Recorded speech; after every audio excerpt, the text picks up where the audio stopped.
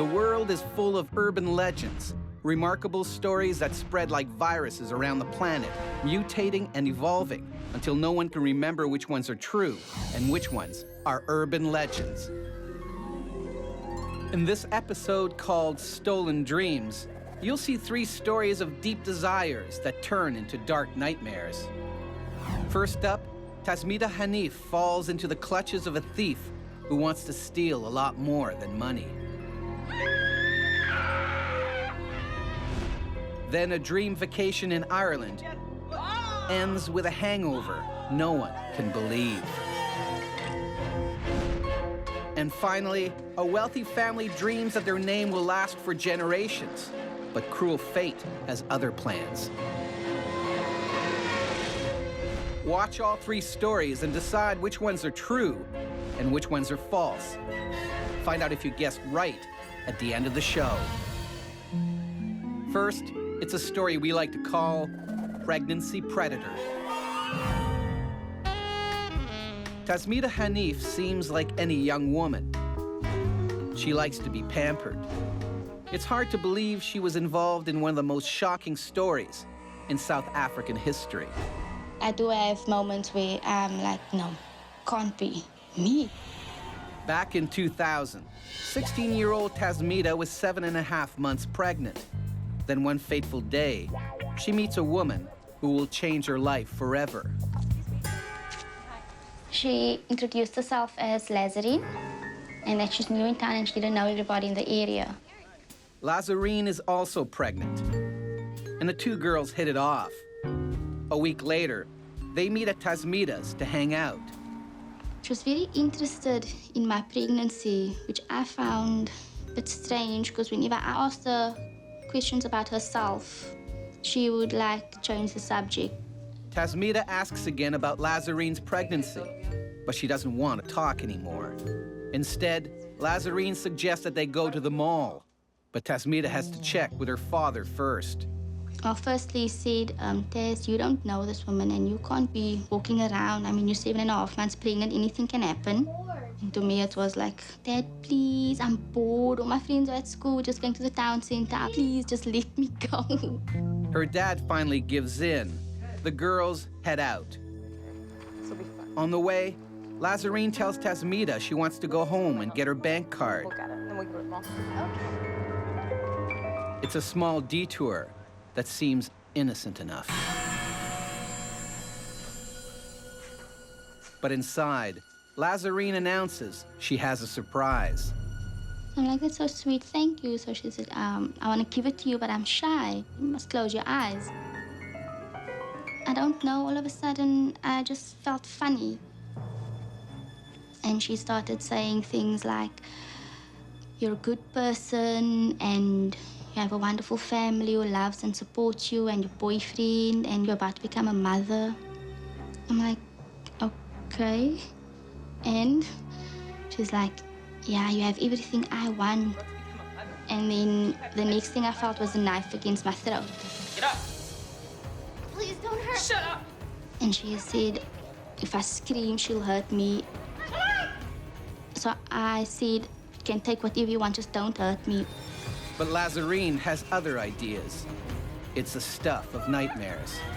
I was scared, but more shocked, because I was still trying to figure out what's going on here. Only when she started cutting on my stomach that I realized that that's the only thing that she wants. Incredibly, Lazarine isn't pregnant at all. She recently had a miscarriage and is terrified her boyfriend will leave her if he finds out. She's been disguising the fact with padding.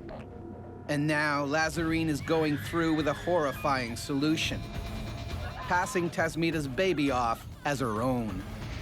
She got him out, and then it was quiet. The room was quiet. I'm like, why is this baby not crying? Lord, please don't tell me something happened to the baby, please. And then I just heard the baby cry. And I was like, thank you, Lord, thank you. Against all odds, both mother and baby are alive. She said that she was going to take me to my mom. I thought, no, she's lying. She's going to go leave me somewhere to die. Despite her shocking injuries, Tasmita manages to follow Lazarine outside. We were about to cross the road, and then she just ran over the road and left me. And I had to run after her. But the nightmare isn't over. Lazarine attacks again. And as I was laying there, I could feel like I felt like I was dying.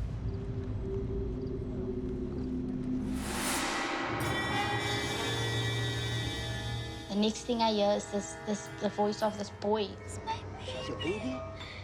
And asking me, what's wrong? What happened? I said, she stabbed me. She took my baby. My baby's in a bag. Please run after. Passing in and out of consciousness, Tasmita can do nothing but despair. I mean, this child is depending on me to keep him safe. And look what's happening now. I felt like failure, like I'm not able to protect him and help him. I felt helpless. But incredibly, there soon comes a light in the dark. The eldest one who ran after her came back, and I could see that he had my son in his arms. And I was like, okay, at least he got my child back. So now it's up to me, Lord, please just give me strength. Against all odds, Tasmita survives her horrific injuries. Even more amazing, her baby boy also lives. Lazarine is caught and arrested, but this gruesome attack will haunt Tasmita for the rest of her life. It's not something you get over. You get better in time, but it's not something you get over. So is this story of a baby stolen from his mother's womb terrifyingly true? Or did we pull the wool over your eyes? We'll let you know at the end of the show. Mini-myth number 2, weight drop. A Swedish diet group was holding their weekly weigh-in, but had to change venues at the last minute. The 20 fatties made it up the stairs to the new second-story location. But before they could weigh in, the floor collapsed under the extra heavy load. Is this story true or false? It was true. Fortunately for our chubby friends, no one was injured, and they've made a meal of the story ever since. On Urban Legends, we show you 3 stories. You have to decide which ones really happened and which ones are merely legends. So far, you've seen the twisted tale of a pregnant predator who steals a baby right from his mother's womb. But is it real or fake? We'll let you know at the end of the show. Now it's time for our next story. It's called Beer Goggles. 32-year-old Malcolm Warings is always looking for his next adventure. In 1998, that meant backpacking across Ireland with his best friend Jeremy. But like many 18-year-olds, the two planned to check out more than just the scenery. So it's always been kind of our goal to sow our wild oats and everything. That was sort of the purpose of the trip. Little did they know that just one night in Ireland would change their lives forever. Needless to say, we were quite surprised when we actually got there to find out what we were dealing with in Cork. It was the first of many surprises, culminating in one surprise that would put their friendship to the ultimate test. Their journey began in an out-of-the-way corner of Cork County.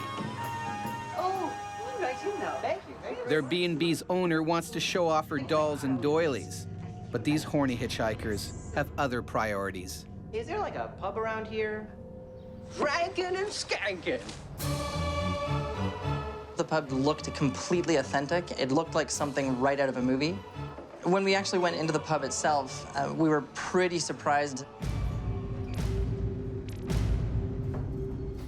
It seemed like the youngest person in there was probably about 50 years old.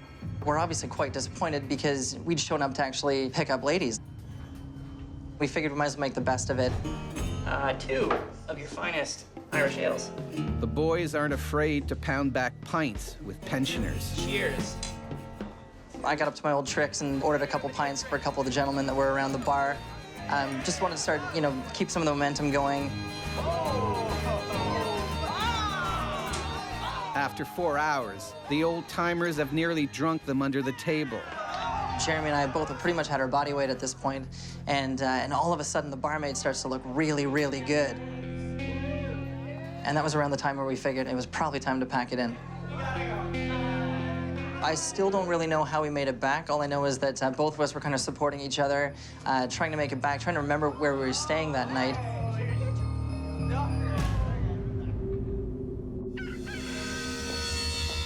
So by the time I actually got down to breakfast the next morning, just had a massive headache, really didn't feel too well. Morning. Jeremy seemed a little bit out of character. It's like he seemed really, really anxious and had barely even touched his breakfast, and he seemed to really want to go. Just finish your coffee and let's get out of here. I just figured he was just hungover.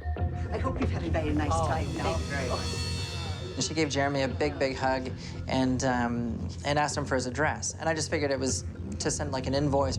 Okay. Hi. 5 years later, the trip is a distant memory, and the two friends have drifted apart. So we both got jobs that took us in slightly different directions, and it became harder and harder for us to keep in touch. But one day, Malcolm gets a special delivery that changes everything. I decided that I should get in touch with Jeremy, and we could sort of work out what we were going to do about the situation. I'm glad you called me, man. Yeah. No way. So we had the usual chit-chat for a while. Well, yeah. Then Malcolm makes an incredible announcement. By the way, I got a letter from the B&B in Cork. She just left me $1 million. I've just inherited $1 million. $1 million? Why would she do that? I don't know. I mean, Malcolm shows Jeremy the letter, about this. but there's something he hasn't told him. And I found this all kind of weird. The note at the very bottom said, thank you for the night of passion, lover. It was from the proprietor of the establishment. And I got to thinking to myself, like, how drunk was I that night? I just wanted to know what happened. Do you have any idea what this is about? I've never seen anyone look so sick to his stomach in my entire life. Then the penny starts to drop. About that night, And I started to put the pieces together. You know, Jeremy not coming to bed right away, on his behavior at breakfast the next morning, the fact that she asked him for his address. Malcolm is beginning to think the unthinkable. You slept with the old lady for the bed breakfast? Dude. okay. But if Jeremy slept with the old lady, why did Malcolm inherit her money? And then it occurred to me, he gave her my address. Jeremy was so embarrassed about giving it to Grandma that he gave her Malcolm's name and address. It's been a bad day for Jeremy. He did all the hard work, but got none of the cash. I'd been the receiver of it. I could have kept the whole thing to myself and kind of sailed off into the sunset. But Malcolm decides his buddy has suffered enough. They split the $1 million. We'd both shared this experience. Admittedly, my experience wasn't, you know, quite as uncomfortable as his would have been. But because the letter was addressed, you know, was in my name, and because the actual entitlement was in my name, we essentially agreed to split the money. 500,000. 500,000. It seems the luck of the Irish has blessed these body backpackers. But did it really happen? Or have we seduced you into a lie? You'll have to wait to the end of the show to find out. Mini myth number 467. Wrong number. Between 2004 and 2008, Boris Tashenko, Anya Marinenko, and Tatiana Kuchin shared two things. They'd all been given the same cell phone number, and within a year of getting that number, they all died. All from different causes, but always while speaking on the phone. Once news of the coincidence spread, the number was withdrawn from service. Was it true or false? This tale is totally false. Hopefully, you didn't buy this nonsense number. On Urban Legends, we show you 3 incredible stories. Your job is to sort the terrifically true from the farcically false. So far, you've seen the story of Tasmita Hanif, the victim of a brutal baby snatcher. And the story of a horny hitchhiker who gave an old lady an unforgettable night, only to have her remember him in her will. But which of these stories are the real thing? all will be revealed at the end of the show. Now it's time for our final story. We call this one Dust to Dust. Former paramedic Jerry Gray is not the type of guy who lets anything spoil his chi. But there is one tragedy he'll never forget. I have not heard of anything like this before, no. This is a tragic tale of some of southern Colorado's most famous residents, a family named Ford. They were successful in community, they were successful in business. They were the first to go out of their way to help other people that were in need. But in 1998, disaster strikes. Lenore Ford dies in a mysterious car accident. But for the Fords, the tragedy wasn't to end there. A month later, Jerry gets a call. The page came across on the pager that there'd been a plane crash at the Pearl Lakes Club. So I began responding from north of town. Jerry doesn't know it yet, but the true cause of this plane crash will leave his small town speechless. The plane was located a ways from the nearest road. And so responders drove as far as they could, and then people hiked in on foot. When paramedics arrive at the scene, they can't believe what they find. All of the remaining Ford men have been killed in the crash. To have the remaining male members of the family brought down, it's hugely tragic. In the space of just 5 weeks, the family has been almost entirely wiped out. But the tragedy is also a mystery. What brought down the plane? There's a report of police saw the plane coming in low, made a circle over the area, and came back around for another pass. And as it was banking to make the turn, there's a report of people seeing a cloud pass behind the airplane. And moments later, the airplane went into a flat spin and then cartwheeled into the trees. These reports provide a possible solution.